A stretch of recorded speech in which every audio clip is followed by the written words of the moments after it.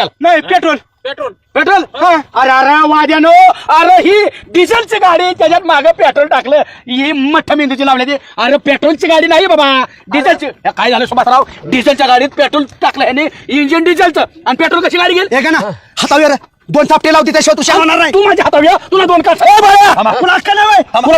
अरे काढावं लागेल बाळासाहेब मी सांगतो. एक काम ए, गं बाई. अजिबात ट्रॅक्टर मारणं घ्यायचा डायरेक्ट ट्रॅक्टर आहे असा शोरूमला गाडी सोडून द्या डायरेक्ट डिझेल काढून द्या त्यात नवजलमध्ये गेलेलं सगळं पेट्रोल काढून घेतली स्वच्छ करून देते अरे लक्ष्मी दारात आलेल्या तुला तर डोका टाकू होय रे.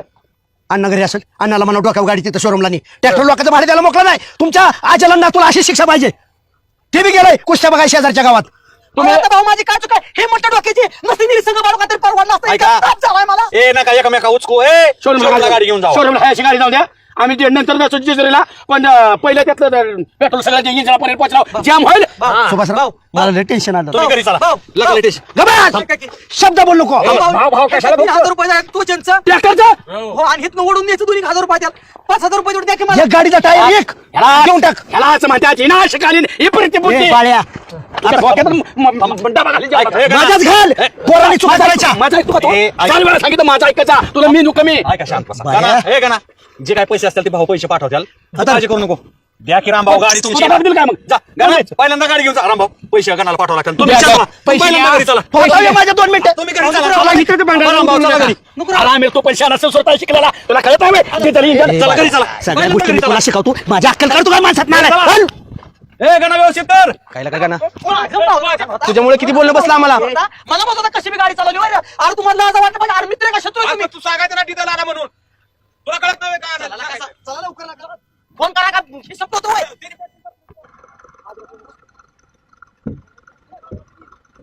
जाऊ दे गाडी.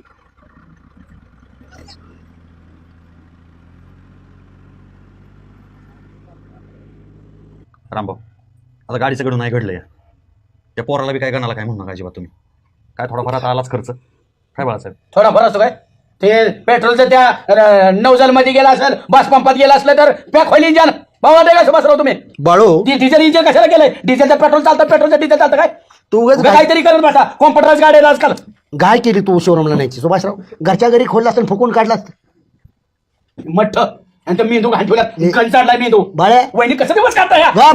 रताळ्यापाशी ह्यातूनच शिकायचं असतं शिकायसाठी गाडी काय नवी माझ्या बायको समोर माझा अपमान करू नको तू किती दगड धोंडा आहे ते तुझी बायको मला नेहमी सांगते मी असं म्हणत आहे मी दगड नाही पण तुझ्या का यो मी- मी मी राभाऊ. बरीच आहे असं कुठं बी लागलं की सोनं होतं नाही नाही रामभाऊ नव्या कोऱ्या गाडीचं इंजिन लॉक झाले उद्या शोरूमला नेलं गिअर बॉक्स काढा म्हणलं तर काय करायचं किती खर्च येईल बाळासाहेब म्हणते ते बरोबर म्हणते मला काय कळानाच तुम्ही काय घाबरवता एवढं 45 लाख माझ्या म्हणतात कशाला 50 लाख रुपयाची गाडी फर्निचर हो तुम्ही लय नका तो सांगू रामभाऊ दुसरी गाडी आणल नाही तर 50 लाखाला 50 लाख खर्च करेल जागीर करणार का दोघं तुम्ही पण विषय- पाहिजे का मदत करते शे आमचे आई मगाशी झालेत चहा पाणी झाला काय टेन्शन राम पाहुणा राम राम तुमच्याकडे टेन्शन मध्ये आपण पण का माझा टाळताय ए तुम्हाला आखली नाही रे आमिर अहो भाऊ ती कसं बी गाडी चालवत होतं त्याला म्हणत होतं मला चालू अरे नालाय का अरे आम्ही कवा बी कशी बी चालवली गाडी बघितलं का उद्या दोदा खड्ड्यात घातली त्यानं भाया तूच म्हणतो पोरगा हातात तोंडाला आलंय तुम्हाला लय पोळ काय तू गाण्याचा मी कान उपडतो वेळेवर तेच बरोबर आहे काय झालंय माहितीये का सगळ्या लोकांना देवाने मेंदू वाटलं तुम्ही दोघं गैरहजर होता मठ्ठ निघाला दोघं सुद्धा